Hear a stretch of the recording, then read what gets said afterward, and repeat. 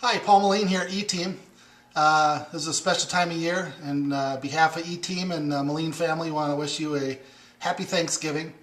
One of the things that we always do every year at the Meleen family is every year we make about 20 turkeys, and we give it to families of need. And so I've been able to get pretty good at making turkeys, and today I'm going to show you on video a couple ideas that I do to make sure that my turkeys are moist and very good, lots of flavor.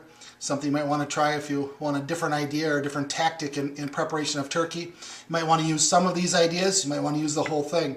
But I guarantee you, when your turkey comes out of the oven, it will be very moist and have great flavor. First off, I got about a 20-pound turkey, and the recipe and the stuff I'm going to show you is based on about a 20-pound turkey, 18 to 22 pounds. And first off, what I do is I start out with a half a pound of butter, and I've got a teaspoon of black pepper, a teaspoon of garlic salt, and a teaspoon of onion powder. And I put it in here on top of this butter. And then I've got some fresh cilantro I've cut up here. And there's a couple teaspoons there, and I've got some fresh scallions. And I've taken a couple rosemary petals here, and I literally just pull the rosemary off. I don't even bother slicing them. I just pull them right off the stem. And then what I do, and you can do this ahead of time, you need about a minimum of 6 hours or so before you make your turkey. And then what I do is I come in with my fork and I just mash it all up and get it all mixed up and integrated into the butter.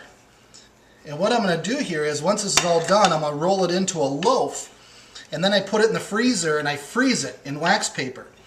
And then once it's frozen, I'll cut it back into round medallions and I'll put it under the skin of the turkey. And it really helps your white meat of your turkey stay moist. I mean, it's hard not to have moist dark meat on a turkey, but I'll tell you what, if you don't pay attention to what you're doing or have a good idea of what you're doing, oftentimes that turkey, that white meat, gets awfully dry, and this is a great way to keep it really moist. So once I've got everything mixed up here, like so, and I've got everything integrated into that half a pound of butter, then what I do here is I grab a piece of wax paper, and I literally take that, I get in here at the end, and I kind of mold it into a loaf. And I take it and I put it in that wax paper.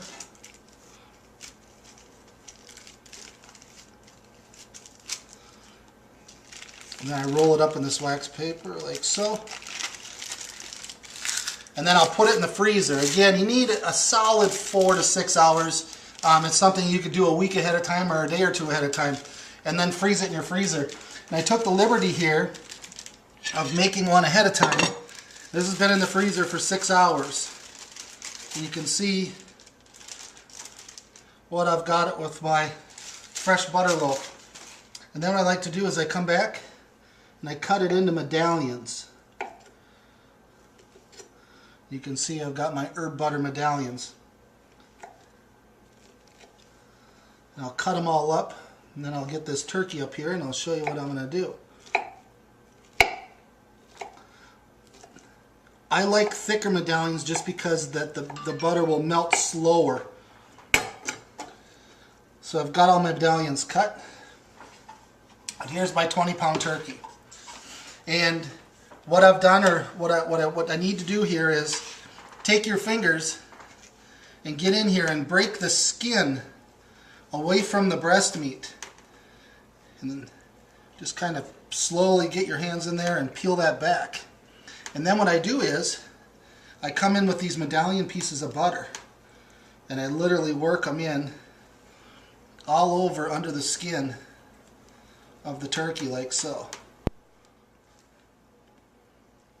And again, you want about a half a pound of butter for a 20-pound turkey.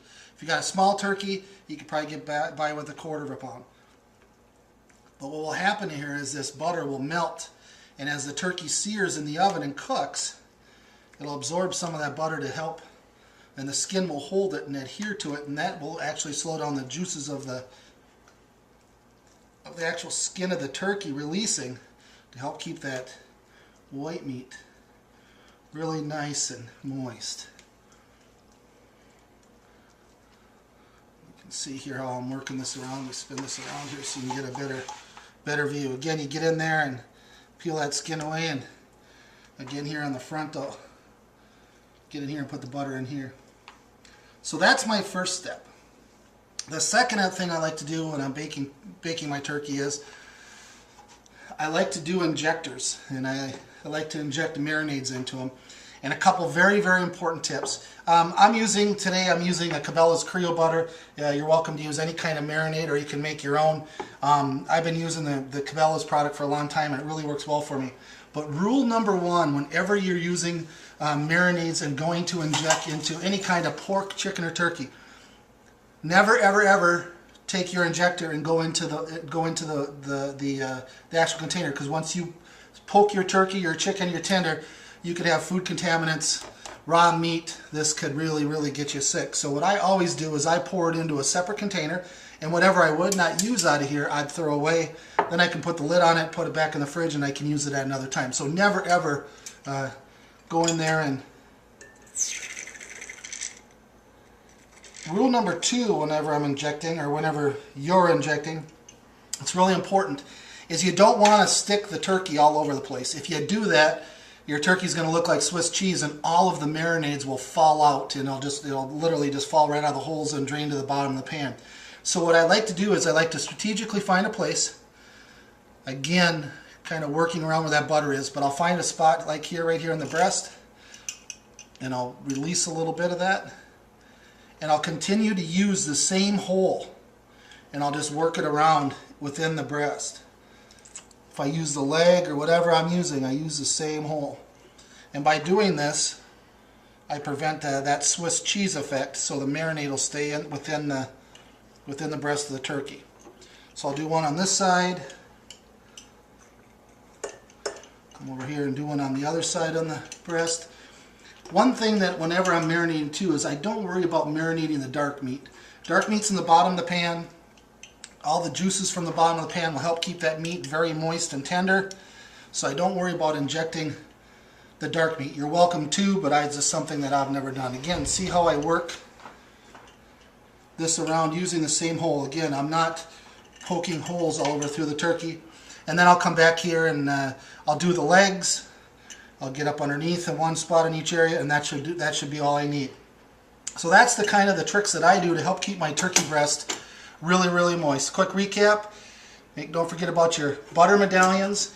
And what I've done here too, again, you're welcome to use any kind of seasonings you like.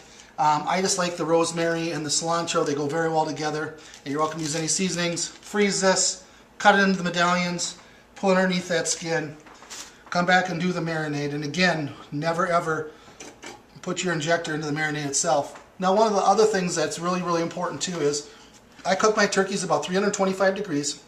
20-pound turkey, depending on your oven, is going to be in the neighborhood of 4 hours. But one of the things that I really think it's important in the bottom of your pan, and this is what I like to do, is I will put apples and pears and sweet onions in the bottom of my pan. And I'll actually even work those sweet onions and them apples and pears right into the belly of the turkey. I don't put my stuffing in the turkey. I like stuffings with sausages and nuts, and whether it be pecans or almonds or cashews. And it seems like whenever you use nuts of any kind in your stuffing and you put in a turkey, they don't seem to stay real crunchy and crisp. So, and I just, for safety reasons for me too, I prefer to cook my stuffing separate. But I'll stuff that up, and then what I like to do on the bottom of the pan is I'll put 2 cups of chicken stock, 2 tablespoons of lemon juice, 2 cups of applesauce apple cider or apple juice, and then the rest with water. And I want to maintain about 1 inch to 1 1/4 inches, 1.5 inches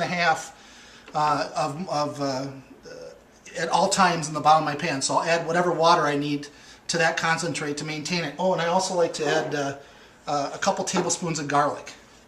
And I like to baste that once that chicken or that turkey's been in the oven for, I'd say 2 hours.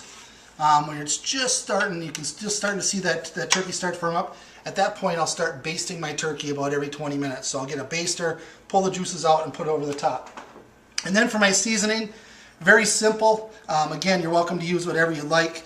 These are in 1/3 increments. I got 1/3 kosher sea salt. I got 1/3 onion powder and 1/3 black pepper.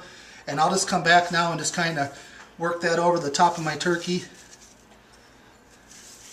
And I'll only season it one time. It's because as the turkey cooks and the skin cooks, it will really grab all those seasonings and adhere to it. And like I say, we make lots of turkeys every Thanksgiving, give a few away, keep one for the family. We feel that we've got a pretty good recipe and got it down pat. So there's a couple ideas for you. Enjoy, and on behalf of the E-Team and the people at Evinrude, we wish you all a happy Thanksgiving. Eat a lot, rest a lot, enjoy a football game.